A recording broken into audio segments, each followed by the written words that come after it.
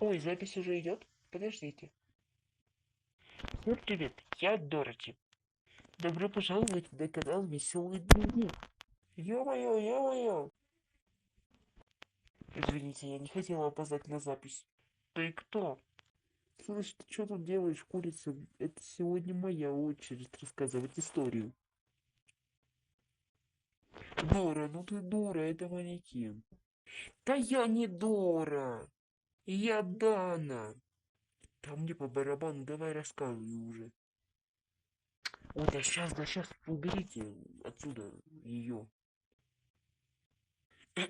Всем приветик! Вы на канале Зомби Яблочко.